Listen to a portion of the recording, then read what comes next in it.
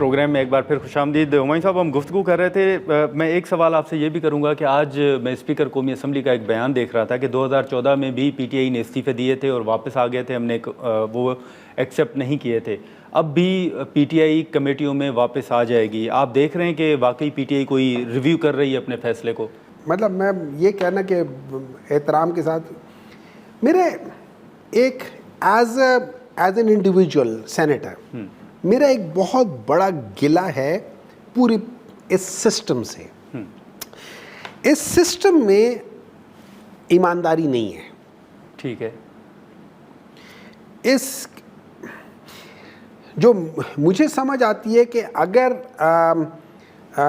کوئی اور شخص جس کو نامینیٹ کیا جاتا ہے, آپ کا جو چیئرمین ہے یا ڈپٹی چیئرمین ہے, وہ اس کو کہتا ہے کہ آپ آ جاؤ تو وہ آ جاتے ہیں. اگر وہ لوگ نہیں ہیں تو پھر وہ سیشن کنڈکٹ نہیں ہو سکتا.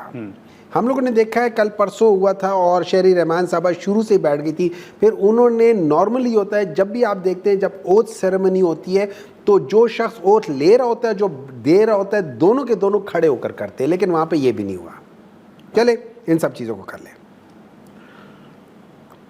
جب آپ لوگ ایک پارلیمنٹ کے اندر میجر چیزیں ڈسکس ہی نہیں کر رہے ہو, جب آپ جو امپورٹنٹ ایشوز ہیں وہ ڈسکس ہی نہیں کر رہے ہو, تو پھر اس پارلیمنٹ میں یا اس کمیٹیز میں بیٹھنے کا فائدہ کیا ہے؟ تو سر آپ وہ ایشوز بطور اپوزیشن لے ہیں نا. ہم نے بہت دفعہ کہا ہے کہ بھئی یہ چیز غلط ہے, اس کو ہم نے کہا دیکھو کمیٹیوں میں بھی آپ کی میجورٹی ہے نا. ہاں, آپ نے جو یہاں سے بلڈوز کرنا ہے وہاں سے بلڈوز کر لو, لیکن وہاں پہ کم از کم اگر 3 نمائندے ہمارے ہوں گے, 7 آپ کے ہوں گے, مطلب نارملی 12 ہوتے ہیں تو 3 سے زیادہ پی ٹی آئی کے تو ہوں گے نہیں. باقی کے سارے جو ہوں گے 9 بندے ہوں گے وہ تو آپ کے ہوں گے, ان میں سے چیئرمین نکال دو, پیچھے رہ گئے 8, تو 8 اور 3 کا تو مقابلہ ہی نہیں ہے.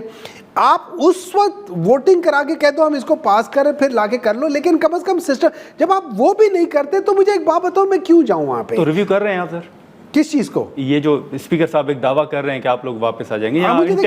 میں اس میں چونکہ میں اس کمیٹی میں نہیں ہوں, میں اس سسٹم میں نہیں ہوں, میں اس کے بارے میں کہہ نہیں سکتا.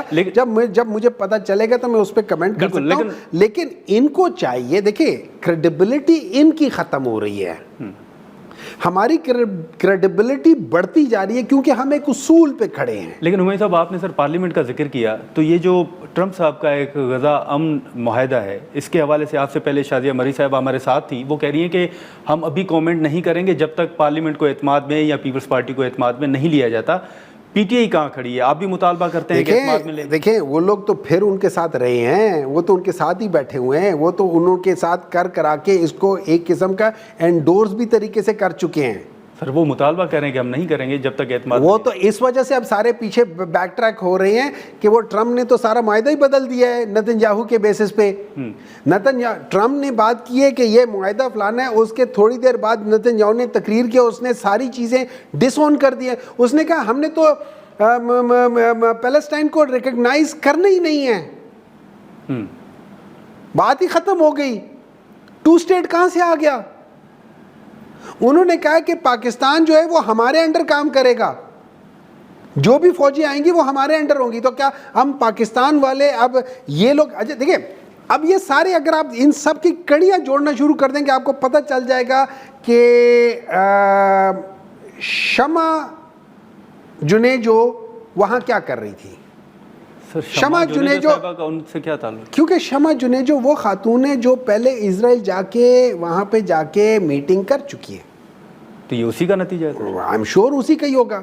شمع جنیجو صاحبہ وہ ہیں جنہوں نے اپنے اکاؤنٹ میں کہا ہے کہ میرے لیے یہ باعث فخر ہوگا اور میں اس کو اپنا پروفائل بنا لوں گی کہ اگر نتن یاہو کے ساتھ میں ملاقات کر لوں.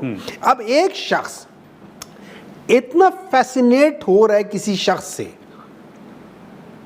تو پھر وہ تو اس کے لیے کرے گا نا. اچھا اس کے بعد پھر مجھے ایک بات بتائیں, پرائم منسٹر صاحب کو کس بات کی جلدی تھی کہ انہوں نے اس کو انڈورس کر دیا اور انہیں کے ڈپٹی پرائم منسٹر کہتے ہیں یہ تو غلط ہے. تو ان کے آپس میں ہی کال و تضاد نہیں ہو رہا ہے. اس حکومت سے آپ کیا دیکھیں, جب نلائکوں کی حکومت آ جائے نا تو اس کا مطلب دوسرے لفظوں میں یہ کہ اللہ تعالیٰ کا عذاب ہے. ایک سیلاب اور دوسرے نالائق لوگ. سر ایک آخر میں مختصراً یہ بتائے گا کہ یہ جو پیپلز پارٹی اور مسلم لیگ نون کے درمیان ایک لفظی جنگ جاری ہے اور پیپلز پارٹی نے دھمکی بھی دی ہے کہ اگر معاملات حل نہ ہوئے تو وہ شاید اتحاد چھوڑ دیں گے, یہ معاملہ کہاں پہ ختم کبھی اتحاد نہیں چھوڑیں گے کہہ رہے ہیں وہ؟ میں ایسا کرتا ہوں, آپ کو پتہ ہے جب ایک اندھیرا ہو اور دو ڈرپوک لوگ ہوں تو وہ ہمیشہ ایک ساتھ چل رہے ہوتے ہیں کہ کہیں آگے کوئی کر لے. ان سب کو ڈر لگتا ہے عمران خان سے.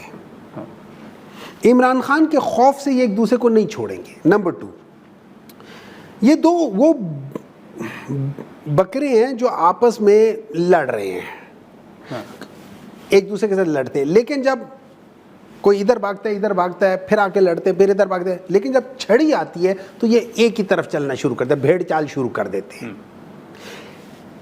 یہ لوگ کبھی ایک دوسرے سے الگ نہیں ہوں گے.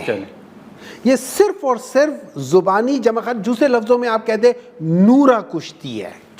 یہ لوگ عمرانی معاہدہ نہیں کر سکتے, یہ صرف نورا کشتی کر سکتے ہیں. سمجھ آ گئی نورے سے مراد کیا ہے اور عمرانی سے مراد کیا ہے؟ ٹھیک ہے ہمایوں صاحب, بہت شکریہ سر وقت نکالنے کا, تھینک یو سو مچ. ناظرین, ہمایوں محمد صاحب کی گفتگو آپ نے سنی. اب یہ دیکھنا ہوگا کہ آنے والے دنوں میں جو پاکستان تحریک انصاف کے اندر اختلافات کی باتیں ہو رہی ہیں یا جو گنڈاپور صاحب نے بیان دیا ہے, یا اسی کے ساتھ ساتھ جیسے شروع میں ہم نے ذکر کیا اسپیکر قومی اسمبلی کے بیان کا, تو کیا واقعی پاکستان تحریک انصاف اپنے فیصلے کو ریویو کرتی ہے یا نہیں. آج کے پروگرام میں اتنا ہی, اجازت دیجیے, اللہ حافظ.